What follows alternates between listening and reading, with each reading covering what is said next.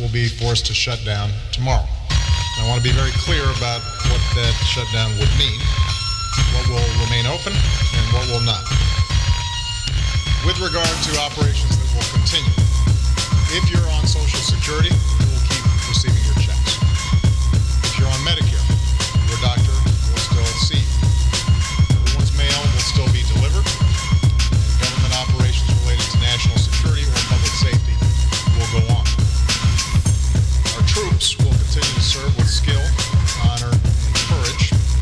Air traffic controllers, prison guards, those who are with border patrol will remain on their posts, but their paychecks will be delayed until the government reopens. NASA will shut down almost entirely, but mission control will remain open to support the astronauts serving on the space station. I also want to be very clear about what will change. Office buildings will close, paychecks will be delayed, vital services that seniors and veterans, women and children, businesses, and our economy depend on would be hamstrung. Business owners would see delays in raising capital, seeking infrastructure permits, or rebuilding after Hurricane Sandy. Veterans who sacrificed for their country will find their support centers unstaffed. Tourists will find every one of America's national parks and monuments, from Yosemite to the Smithsonian and Statue of Liberty, immediately closed. And of course, the communities and small businesses that rely on these national treasures for their livelihoods will be out of customers and out of luck. And in keeping with broad ramifications of a shutdown, I think it's important everybody understand the federal government is America's largest employer.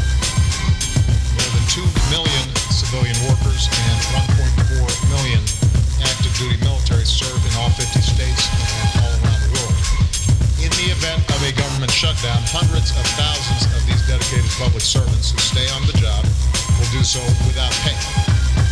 And several hundred thousand more will be immediately and indefinitely furloughed without pay.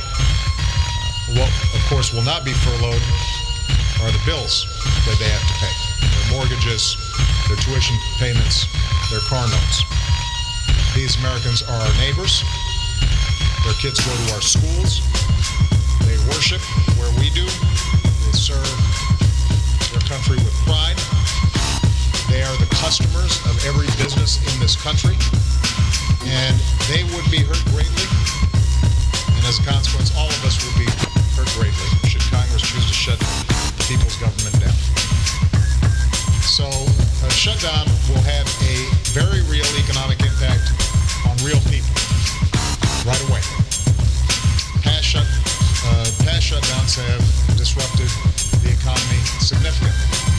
This one would too. It would throw a wrench into the gears of our economy at a time when those gears have gained some traction. 5 years ago right now, our economy was in meltdown. Today our businesses have created 7.5 million new jobs over the past 3.5 years. The housing market is healing, and our deficits are falling fast. The idea of putting the American people's hard-earned progress at risk is the height of irresponsibility. And it doesn't have to happen. Let me repeat this. It does not have to happen. All of this is entirely preventable if the House chooses to do what the Senate has already done. And that's the simple act of funding our government without making extraneous and controversial demands in the process. The same way other Congresses have for more than 200 years. Unfortunately, right now, House Republicans continue to tie funding of the government to ideological demands like limiting a woman's access to contraception or delaying the Affordable Care Act, all to save face after making some impossible promises to the extreme right wing of their party. So let me be clear about this. An important part of the Affordable Care Act takes effect tomorrow, no matter what Congress decides to do today. The Affordable Care Act is moving forward. That funding is already in place. You can't shut it down.